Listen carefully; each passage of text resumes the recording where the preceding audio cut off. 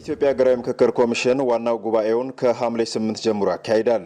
ኮሚሽኑ በክልሎችና ከተማ አስተዳደሮች ባለፉት ዓመታት ሲያደርገው የነበረውን ዝግጅት በማጠናቀቅ ለዋናው ጉባኤ እየተዘጋጀ ይገኛል። ከታችኛው መዋቅር ጀምሮ የተደረጉ አሳታፊና አካታች ህዝባዊ ውይይቶች ሳይደመጡ የሚቀሩ አጀንዳዎች እንዳይኖሩ እድል የሰጠ ስለመሆኑ የሐዋሳ ከተማ ነዋሪዎች ተናግረዋል። ከታችኛው መዋቅር ጀምሮ ሰዎች ተሳትፎ ማድረጋቸው በተለይ በልዩነት ደግሞ የምክክሩን ስራ ተግባር ላይ ተሳትፏቸውን ማሳደግ ችሏል።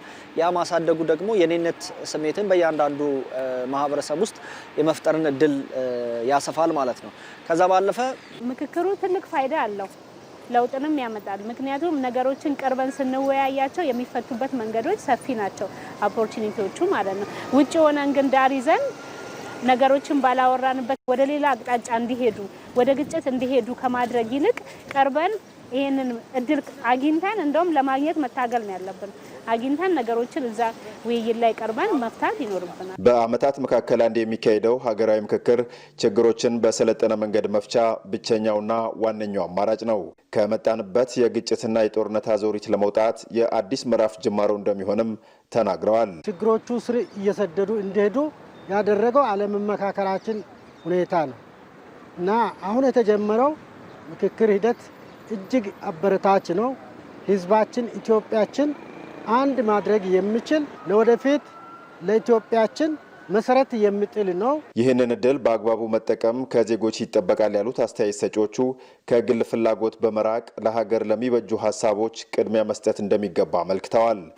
ለሀገር መመካከር፣ ሰላም ማውረድ፣ ልማት ማሳደግ፣ አብሮ መኖር፣ በፍቅር መኖር፣ መቻቻል መኖር አለበት። አፈንግጦ ሰው የትም አይደርስ። ብዙ አይነት ልዩነቶች አሉ። እነዛ ልዩነቶች እንደ ሀገር በመቀጠል ሂደታችን ላይ ጥርጣሬ እንድንፈጥር አንዱ አንዱን በጥርጣሬ እንዲመለከት የሚያደርጉ ሳቢዎች ያሉበት ነውና እነዛን ለአንዴና ለመጨረሻ ጊዜ የጋራ መረዳት ይዘንባቸው የነገ ትናንትን ብቻ ሳይሆን ዛሬን ብቻ ሳይሆን የነገ መንገዳችንን በሚያቃና መልኩ የጋራ መግባባትና የጋራ አንድነትን በሚፈጥር መልኩ መረዳታችንን አስፍተን በጋራ የምንቀጥልበትን ቃል ኪዳን የምናድስበት ነው። ማንም ከዚህ ከምክክሩ ውጪ መሆን የለበትም። ሌላ ሀገር የለም። አንድ ጊዜ ካመለጠ አይገኝም። ሌሎች ሀገሮችን እናያለን እና እነዚህ በጦርነት የፈራረሱ ሀገሮች እያየን ነው። ስደት ነው፣ መከራ ነው። ስለዚህ አሁን ላይሰማን ስለምችል አሁን ይህንን እድል አሁን የቀረበልን እድል መጠቀም ያስፈልገናል። በተለያየ ማህበራዊ መስተጋብር የተሳሰሩ ህዝቦች በሚኖሩባት ኢትዮጵያ ላለመግባባት ምክንያት የሆኑ ጉዳዮችን በምክክር መፍታት ነባሩን አብሮነት እሴት የሚያጎለብት እንደሚሆንም ገልጸዋል።